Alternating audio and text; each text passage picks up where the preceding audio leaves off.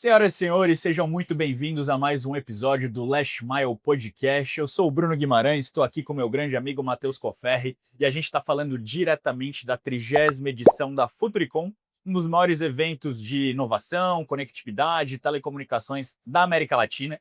E a gente está muito feliz de falar que a gente está aqui com um grande parceiro da ConnectWay, os nossos amigos da ConnectWay, que são o principal distribuidor da Huawei aqui na América Latina e que conectam ISPs, operadoras, aos principais fabricantes globais para qualquer tipo de solução. Mas agora, sem mais delongas, a gente está aqui com uma convidada super especial, né, Cofferri? E eu queria te passar para apresentar a convidada de hoje. Obrigado, Bruno. Obrigado à nossa audiência. Mais um grande episódio. Realmente a mais alta prateleira do nosso mercado. E quando eu falo, e você falou que é a Champions League aqui, Champions League da Telecom. só tem os melhores clubes. A nossa convidada de hoje é a Juscelia, CEO da Agile7. Muito obrigado por aceitar o nosso convite. A gente está muito feliz de receber aqui e bater um papo contigo. Obrigada, prazer é todo meu e obrigada pela oportunidade da gente falar um pouquinho do que é a Agile aqui no Brasil. Legal, e já começa apresentando então, para porventura a nossa audiência que não conhece, quem são vocês, como surgiu, quais são o portfólio de serviços e produtos para a gente começar esse papo. Perfeito. Então, a Agile7 hoje aqui no Brasil, ela é a filial brasileira da Eagle Projects, tá? A Eagle Projects é um grande grupo europeu que iniciou suas operações na Itália, mas que obviamente teve uma expansão bastante ampla, né, em todo o território europeu, não somente, e tinha grande interesse de iniciar suas operações aqui no Brasil, obviamente porque temos um mercado aqui de grande exploração, né, e que de alguma forma está pedindo tecnologia e inovação. Então, fazia muito sentido essa exploração, então iniciou-se a operação da Agile7 aqui no Brasil. Legal. Quanto tempo vocês já estão aqui no Brasil no todo? Então, a Agile7 está no Brasil desde 2021. 2021. E a entrada da Eagle Projects, né, dentro da sociedade da Agile, a qual passamos então a representá-la aqui no Brasil, ocorreu em meados de 2024. Então, estamos falando aí de aproximadamente um ano aí dessa parceria aí que mudou tudo para nós, né? Legal, bacana. Que legal, Juscelia. E a gente estava falando aqui, né, um pouquinho antes da gente ir para o ar, sobre tecnologia de ponta, né? Perfeito. Algo que de fato vem para transformar o mercado e que vem para ficar. E eu queria que tu explicasse um pouquinho o que a Agile7 faz, né? O Tá que bom. vocês entregam como produto, como solução. E se quiser já aproveitar para conceituar o termo Digital Twin ou gêmeos digitais, eu acredito que muitos dos nossos ouvintes vai ser a primeira vez que tenham ouvido esse conceito. Acho que seria bacana para a gente começar com essa aula aqui no Last Mile, né? Perfeitamente. Hoje a Agile ela é uma empresa de engenharia, mas a nossa proposta é transformar a gestão de projetos de forma altamente tecnológica. Então, toda a nossa proposta de atuação na realização de projetos de engenharia ou a gestão de projetos de engenharia, a nossa proposta é realizar ela com inteligência artificial, com robótica, com softwares proprietários que, obviamente, foram sendo desenvolvidos e construídos no decorrer do tempo para se transformar em todo esse portfólio a qual a Agile atua aqui no Brasil através da Eagle Projects.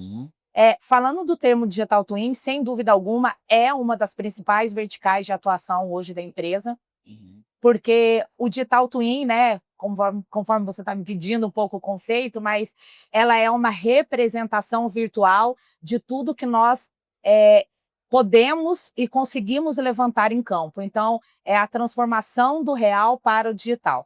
Então, para dar um exemplo, para que talvez fique um pouco mais didático, né? Imagine que a gente precisa ir para campo realizar um inventário de rede. Então, obviamente, a nossa proposta é tirar um pouco aquele trabalho mecanizado, a qual tira também toda a possibilidade de ter uma decisão pessoal, né, de alguém que está tirando uma foto do chão. E a gente propõe, então, a realização de todo esse levantamento utilizando alto teor tecnológico. Então, o levantamento é realizado com a utilização de drones. Esse drone ele pode ser embarcado diversas soluções, como termografia, pode ser colocado LiDAR, aí vai a depender muito do tipo de dado que o cliente lá na ponta precisa receber para a tomada de decisão. Nós temos também o veículo, que é um veículo tipo Google, a qual acoplado também um equipamento que roda em 360 graus, que tem também a tecnologia LiDAR embarcada e que, de alguma forma, também faz toda a detecção de dados do caminho da infraestrutura, falando de veicular, né, vamos dizer assim. Esses dados, juntamente com a possibilidade satélite, sensores ou qualquer tipo de informação que pode agregar, a gente traz esses dados para dentro, que obviamente são dados brutos e a volumetria desses dados ela é significativa.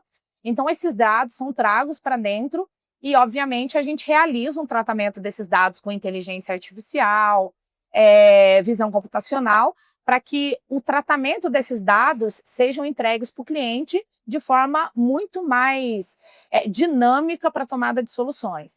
Então, dando um exemplo para o setor de telecomunicações, vamos imaginar, vou dar um exemplo que nós fizemos, por exemplo, um projeto piloto com a Vital. A Vital tem alguns postes próprios, né, que são construídos e instalados por ela. Ela solicitou para a gente fazer uma POC de verificação de quais redes de telecom estavam implantadas no poste dela. Quase que uma posição de concessionária, vamos dizer assim.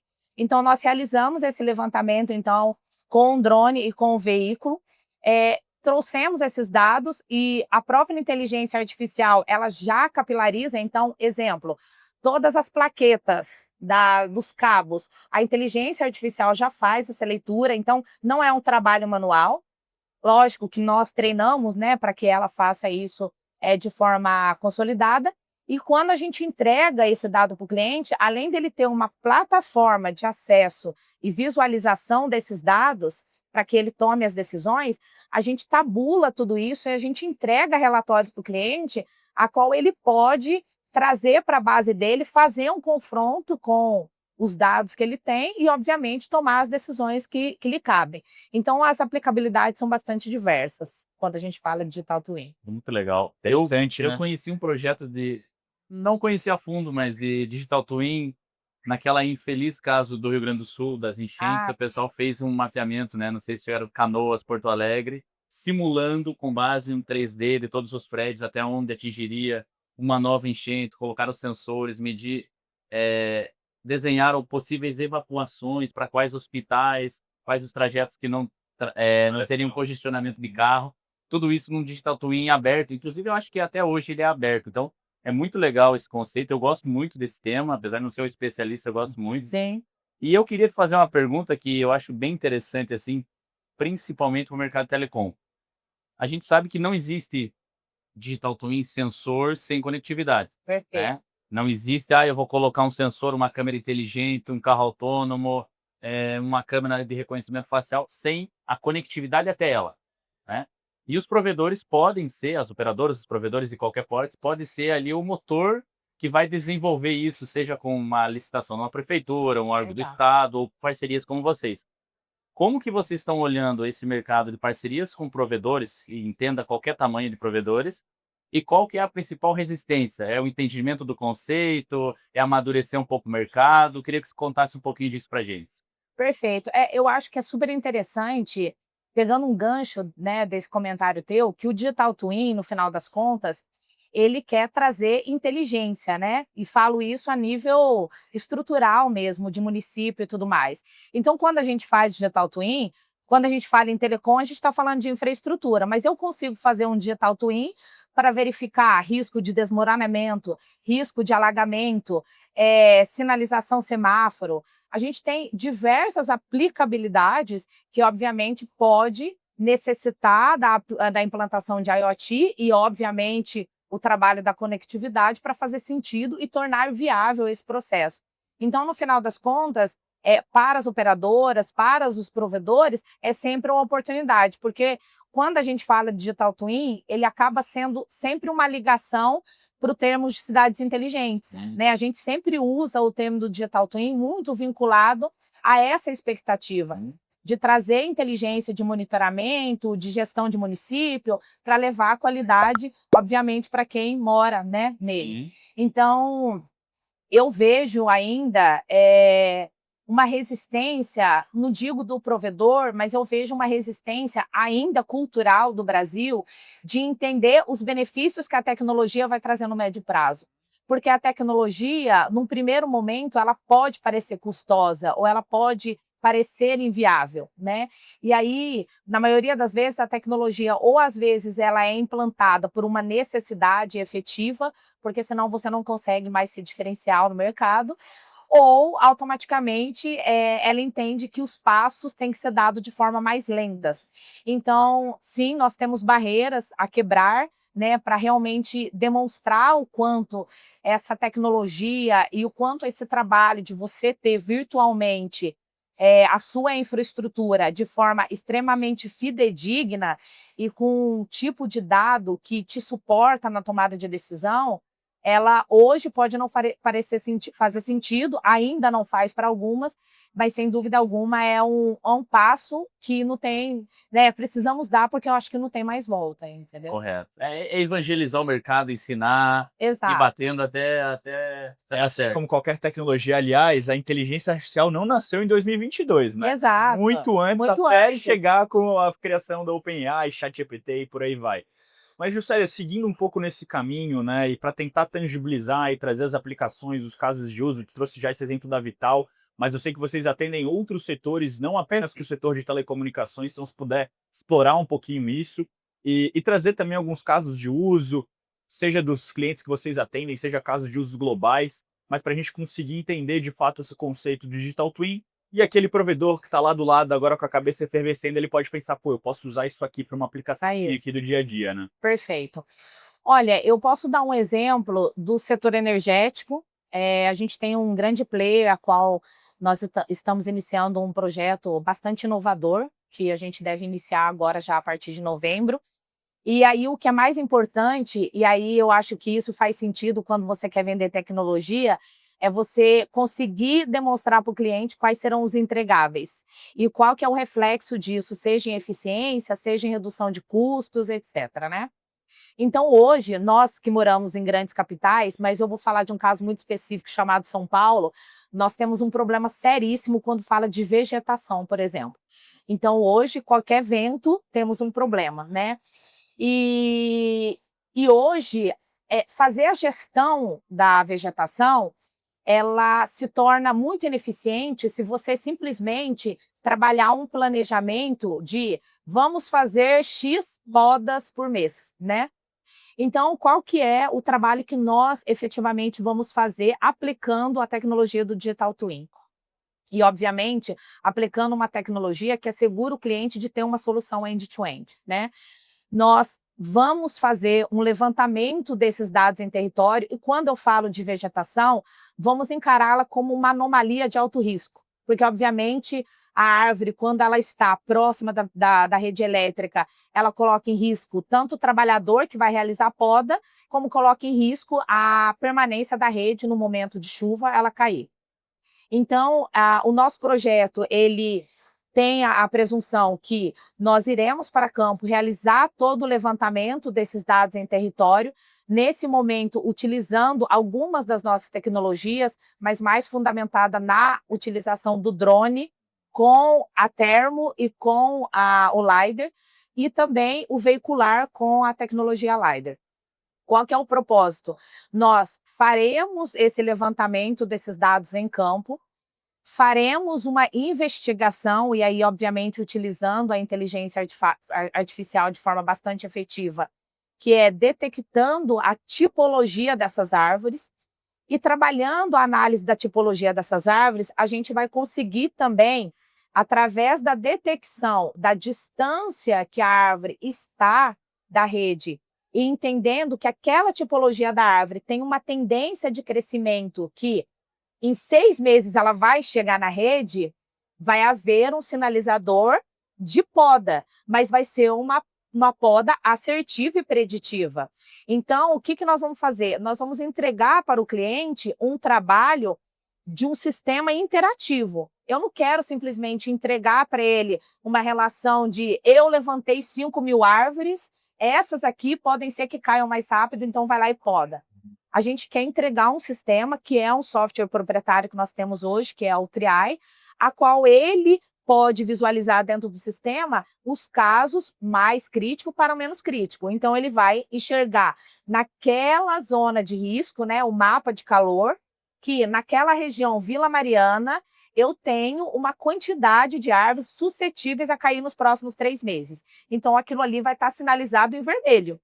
E aí, obviamente, a poda vai ser destinada para a empresa que realiza essa atividade de forma extremamente assertiva. Depois, essas árvores têm uma tendência de cair daqui 6, outro daqui 12 meses, então, obviamente, ela vai conseguindo fazer esse percurso de manutenção preditiva. Isso é um caso atípico, é o caso típico que nós realizamos através do Digital Twin, mas termo, né? Hoje, outro problema crítico das concessionárias de energia é a termografia, que são os conectores que correm risco de curto-circuito, etc. Quando a gente passa, a gente consegue também detectar qualquer anomalia que expõe a rede ao risco e obviamente, levar para o cliente toda a possibilidade dele se antecipar ao problema e, obviamente, gerar menos custo lá na ponta depois. E aí, obviamente, as possibilidades são diversas. Ela pode fazer inventário de iluminação pública, ela pode fazer inventário de redes de compartilhamento. Então, a aplicabilidade ela é diversa, assim como para o setor de telecomunicações também. Legal. Enquanto a Juscelia foi falando, eu pensei em alguns termos aqui que a gente está falando que traz visibilidade, previsibilidade, eficiência e, no final do dia, gestão. Perfeito. Bem bacana. E Perfeito. tudo isso gerando valor para a comunidade, né? Aí, O próprio morador, residente, tudo mais. A gente falou de telecom e energia, né? Mas também, quando a gente, nos pilares das cidades inteligentes, tem muito saneamento também, né? Eu acho que os últimos dados que eu vi era 40% da água, assim, das cidades é desperdiçada em É. vazamentos ocultos, subterrâneos, né? E tudo mais. Como que tu tá vendo também essa vertical mais saneamento? E eu também queria já engatar uma pergunta rápida sobre, na verdade, as políticas públicas das cidades. Porque a gente falou assim, as barreiras de entrada via provedores, via empresas privadas. Mas quando a gente vai tocar em saneamento, concessionárias, é tudo licitação, depende de o interesse do próprio gestor ali, seja o prefeito, o gestor de projetos, o secretário. Sim. Também está tendo muita resistência? Qual é o trabalho que tem que ser feito além de evangelizar, apresentar, trazer case, para que esse pessoal do setor público consiga absorver isso e falar, não, é legal para minha cidade também? Perfeito. Falando um pouquinho de saneamento, sem dúvida alguma é uma vertical de grande interesse nosso, porque hoje as soluções da AGE, né, Eagle, elas estão muito relacionadas a ter a capacidade de, obviamente, realizar um inventário. Então, é muito interessante porque eu já falei com todos os setores e a dor é a mesma. Ninguém hoje tem uma base de cadastro eficiente e 100% efetiva. Ninguém. E no saneamento não é diferente. Eu já tive algumas reuniões com entes e a gente sabe que o problema é também generalizado. Então, assim como é aplicado o Digital Twin para o setor elétrico, principalmente falando de rede aérea, a parte de saneamento também tem a mesma possibilidade. Hoje a gente tem desde um cão-robô que pode adentrar a canalização subterrânea, acessar até rede de esgoto, isso sem nenhum problema, e fazer captura sem nenhum problema, assim como a gente utiliza outras ferramentas para poder fazer o rastreamento, obviamente que é um trabalho um pouco mais minucioso, necessita muitas vezes da abertura da caixa para a gente poder fazer toda a detecção, mas o que a gente muda aí é só a forma de capturar os dados, mas no final das contas o tratamento e o conceito dele dentro do nosso software proprietário segue a mesma. Agora, falando de perdas para o setor de saneamento, nós hoje temos uma solução que a gente já tem feito aplicações muito interessantes lá na Europa, que é a utilização da fibra ótica dentro das canalizações de saneamento. Por quê? Porque a fibra ótica, lógico que a fibra ótica adequada, ela tem um poder de manuseio muito, né, afinca. Então, a gente consegue fazer um trabalho de gestão de dados através desse lançamento de fibra ótica pela rede de saneamento e fazer a gestão de perda de água. Exatamente porque no momento que houve uma perda e tem um desvio de água naquele local, aquela fibra ela pode ser dita como um sensor IoT que vai ser um sinalizador para tem um problema aqui nesse ponto. E hoje a perda de água no Brasil é absurdamente alta. Então, a gente tem, sim, tido muita frente interessante no que tange a essa parte de tecnologias para o setor. Agora, falando de setor público... A resistência. Temos também resistência, porque, obviamente, o setor público também, como na maioria das vezes, ele tem que fazer as escolhas de onde ele coloca o pouco dinheiro que talvez é direcionado, né? Mas há sim prefeituras que têm buscado investir em tecnologia e têm investido em tecnologia porque para o município também gera ganhos. O Digital Twin hoje, por exemplo, ele pode fazer mapeamento de IPTU. Ele pode fazer. Claro. Então, hoje, as prefeituras têm visto com bons olhos tanto no aspecto de poder ter na mão uma gestão mais eficiente e tecnológica, mas também pensar em como isso pode gerar arrecadação para o município. Então, é um caminho, sim, que nós também estamos trabalhando e estamos seguindo, mas o setor privado hoje já tem uma gama aí de oportunidades que a gente está condensando e, sem dúvida alguma, o público aí mantém aí dentro da nossa esteira aí de prospecção, sem dúvida. Que legal, muito bom, muito bom. Bacana, né? Novas oportunidades até para provedores passar fibra ótica em tubulação de saneamento. Exatamente. Sem dúvida ainda. Muito legal. Juscelio, eu queria só fazer uma perguntinha final para a gente fechar aqui. Infelizmente, a gente já está chegando ali no finalzinho da nossa entrevista. Eu assisti recentemente uma entrevista do Jensen Huang, o CEO da NVIDIA, né? E ele estava falando sobre essa próxima avalanche que vem pela frente, que ele acredita muito no desenvolvimento do setor de robótica. Perfeito. Principalmente por conta de inteligência artificial, né?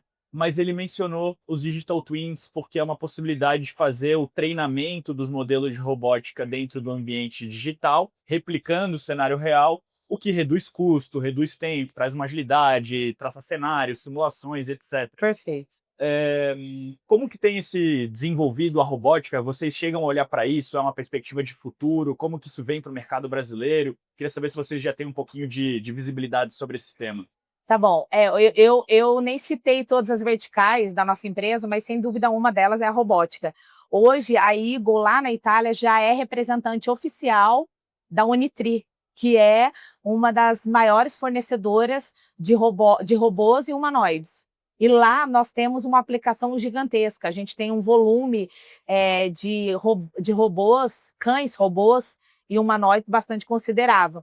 E por que nós temos isso? Porque hoje a Eagle ela lançou há praticamente um mês um novo software que se chama Eagle Arca, que obviamente será transitado para cá também, e nós já estamos em processo, inclusive, de registro aqui no Brasil.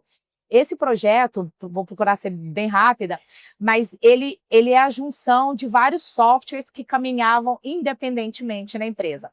E o que é o objetivo dele? É realizar um Digital Twin, mas que esteja acoplado às duas principais ferramentas de gestão desses dados lá na ponta, que é o TRIAI e o GISFO. E, além disso, todas as soluções de IoT que podem ser acoplados após esse processo. E um outro sistema que é muito interessante, que vem de conta com o que você acabou de falar, é o Mission Planner. O que é um Mission Planner? Imagine que nós realizamos um Digital Twin numa torre de alta tensão. Geralmente, uma torre de alta tensão, ela gera alto risco. Ela é uma área de alto risco. Então, o que a gente faz? A gente realiza o Digital Twin, coloca aquele sistema de forma online, realizamos um Mission Planner para o cão robô, e o cão robô, ele tem uma missão pré-definida, sistêmica, ele não é comandado por ninguém, porque ele tem acoplado abaixo dele uma bateria que ele fica no momento que ele não está caminhando, vamos dizer assim como o drone, e aí se constrói uma missão que ele, a cada 2 horas, tem que levantar e rodar com termo, por exemplo, para verificar se tem algum risco ou alguma mudança de temperatura. Aí ele volta e com esses dados que ele captura, ele já atualiza, porque obviamente tem nele embarcado a IoT. Valeu. Então, a gente realizou um projeto piloto, inclusive aqui no Brasil, com a Vale, porque a Vale ela tem aproximadamente 600 drones que fazem todo o sobrevoo das plantas dela aqui no Brasil. E ela queria exatamente um projeto de missão para que esses robôs tivessem todo um planejamento de sobrevoo de forma sem ter o manuseio de mão né, física. Autônoma, né? Autônoma, Legal. Nós chegamos, inclusive, a participar desse projeto, não chegamos a avançar, mas foi um projeto muito interessante que vem bastante de encontro com isso que você está O falando. aprendizado da Então, demanda, né? Legal. Exato. E a tendência é, sim, nós também passarmos a ser representante desse tipo de robótica aqui no Brasil, porque nós temos a robótica funcional e temos a robótica de processos, né, vamos dizer assim, e sem dúvida alguma, quando a gente fala de IoT e quando a gente fala de eficiência no Digital Twin, sem dúvida alguma, a robótica acompanha, né? Muito maravilha. Que aula, hein? Que aula. Aula. Tô me sentindo um especialista aqui do conhecimento que eu recebi agora. Célia, muito obrigado. Obrigada a Tá muito vocês. feliz de receber você aqui. Obrigada. Realmente foi um aprendizado em pouco tempo aqui que a gente conversou. Uma satisfação enorme. As portas do Leste Maio estão sempre abertas aí para a gente bater um papo, né, Bruno? Com certeza.